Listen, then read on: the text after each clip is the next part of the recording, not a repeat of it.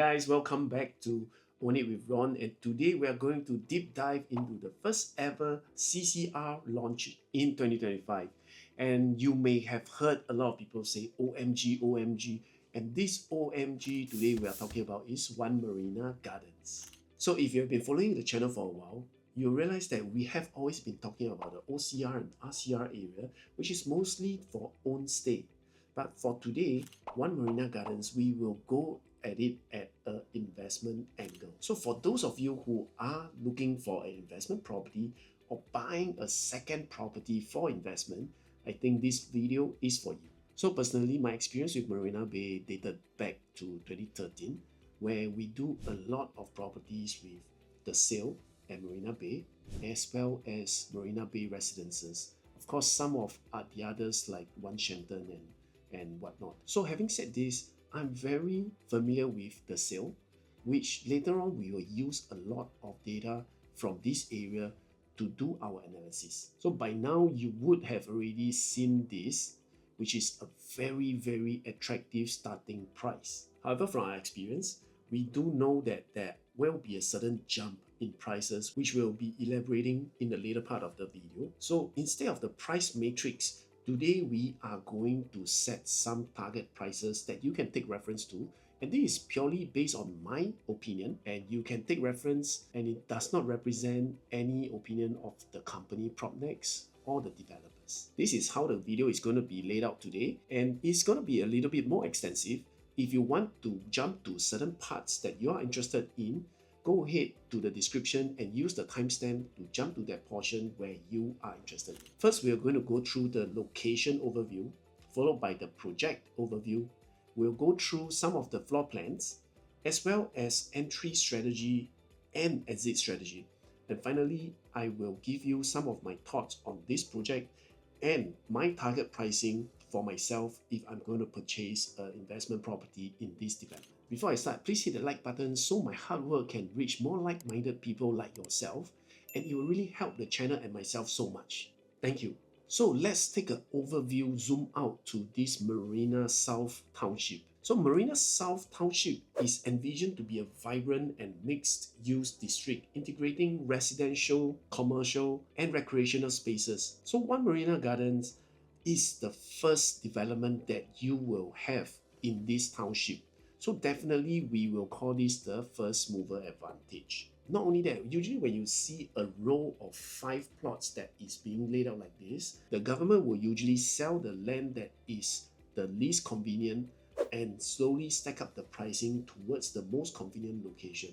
However, for this particular plot, we saw that this is the only plot that has direct connection into the MRT station, which is the Marina South MRT station.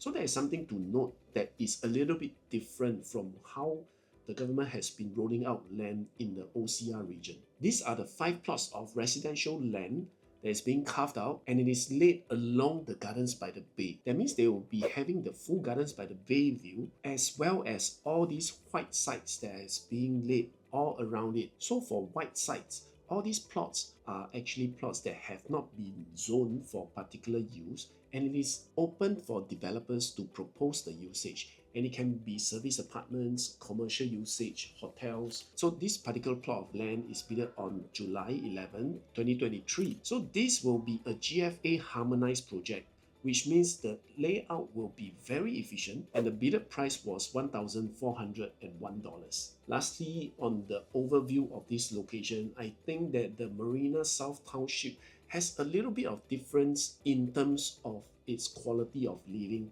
compared to other developments that is already in the existing supply, because it lies right next to the Gardens by the Bay, which is one of the top attractions in Singapore, and it reminds me of something like the New York Central Park, which you get this massive park in the middle and the different commercial and residential building flanking it along the sides. So in terms of exclusivity, I think One Marina Gardens really topped the chart among all the supply in today's market. Okay, so much for the good things. As we are closing this portion of the location overview, it's also worth noting that this being the first plot of land that is being developed, you will expect a lot of constructions going around you. So when you are choosing your unit or planning your exit, this is something that you need to take note of. When we come to the project overview, this is obviously a 99 years leasehold project, 937 units. It's a pink plot, so it comes with a first floor retail, which has 3 shops, 1 restaurant,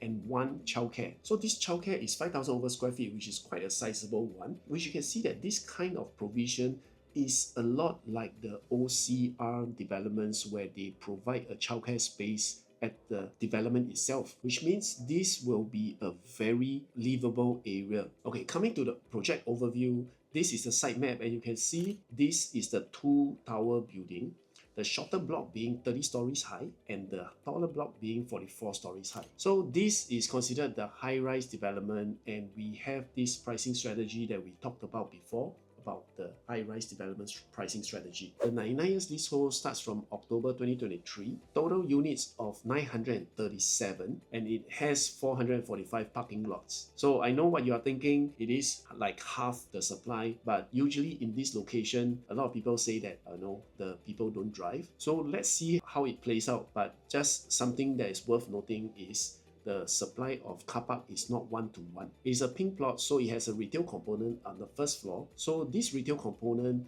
is 3 shops, 1 restaurant, and 1 childcare. The expected TOP is in 2029. And when we come to the unit mix, you can see here that more than 70% is actually 1 and 2 bedrooms, which means this would be highly regarded as an investment property. But actually, it is not just 70%. If you add in the 3-bedroom dual key, which is essentially a 1-bedroom and 2-bedroom, it is more than 73%, which leaves about a quarter of the units being 3 and 4 bedrooms. So coming to the floor plans, I will not go through in detail since most of the videos online has been talking about floor plans. But if you do want a full deck of all the floor plans that is available for One Marina Gardens, reach out to me on WhatsApp at this number, and I can send the full deck of floor plans to you. First of all, of course, it is a GFA harmonized project.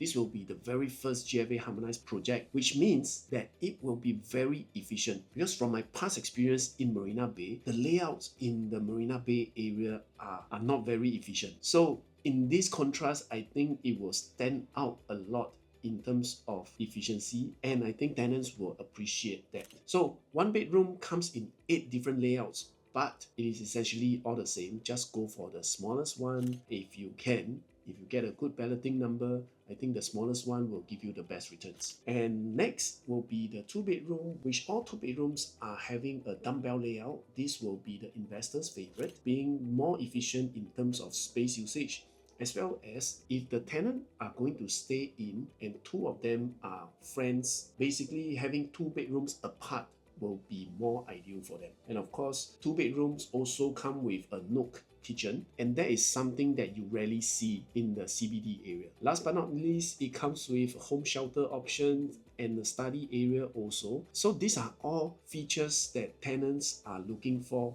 storage, nook kitchen, study area. So speaking of floor plans that are not efficient, I just want to show you some examples. Like the sale, you will have a 1-bedroom that essentially looks like a studio with sliding doors. And this back then was very popular because of the spaciousness. However, the kitchen is always an open kitchen. But things to note is it comes with bay window, and most of it doesn't come with a balcony, which means they don't have place to do their drying of laundry. And if you look to like Marina Bay residences, those 1-bedroom are 700 over square feet or even 800 square feet. So these are the layouts that will be very costly when it comes to a per square foot rental of $7. So later on, we will be sharing more on these rental rates. You can understand why I'm saying that the smaller efficient layout will take the cake. So since this video is going into a pure investment angle, we will not cover too much into the larger 3 and 4 bedrooms. But however, if you want some comments on the 3 and 4 bedrooms, just drop your comments down there, or you can reach out to me here, WhatsApp my number, and we can have a chat over WhatsApp. Next, let's talk about the entry strategy. But before that, please help us grow our channel by hitting the subscribe button and don't forget to hit the notification bell so you will be alerted on our next upload. So entry strategy, you often hear of this strategy that you can enter into a new launch and sell it off after 3 years for a quick profitable exit. So if you're adopting this strategy, looking at the TOP date of 2029, it is a good TOP date for you. Why? Because for now, all the way 4 years, you will not be paying any maintenance fee, property tax, and you will be paying the minimal interest. So for people who are going into this strategy, I think the TOP date does look attractive to them. However, how will your property appreciate? And that relies a lot on the development of the Marina South Township and the following bids that happen later on for the other 4 plots. So this would be something that you need to deep dive into to look at the certainty of this as well as the timeline. So how do you know that it will be profitable after 4 years or 3 years when you want to exit? Basically, this will rely on the development of this Marina South Township. And having said that, we know that all these developments and transformation will happen, but we just need to be sure of the timeline. If the future launches next door and the following plot are going to launch higher and higher, of course, you will get a much better profit because for this plot, it is connected directly to the MRT station as compared to the other plots. What is most crucial now is the entry price, which we have seen this entry price chart that is provided by the developer, and the price looks amazing. 1 bedroom starting from 1.1 something million, which is something that you don't even see in the resale market right now. However, if you check out the past launch that just happened end of last year by the same developer, you will realize that the jump of the second cheapest unit is usually very much higher. So take a look at this chart of the recent launch at Chuan Park. So just look at the past transaction over here. You see that Chuan Park, which is launched by the same developer, the cheapest unit for 2 bedroom is actually below 1.6 million. And the next jump is almost 70,000 more. So which means, can we really target our purchase at this 1.1 million for the 1 bedroom? I don't think so. But should you go for it? I think yes. Singapore Pools total, whenever it comes to a 10 million prize money, even if it's so hard to get, people are also queuing for it. So I think putting in a check to get a ballot number, if you have got a good ballot number, you can go for that 1.1 something million. The next jump maybe will be 1.2. Having said that, do you still go for that 1.2 or more kind of price tag for a 1 bedroom?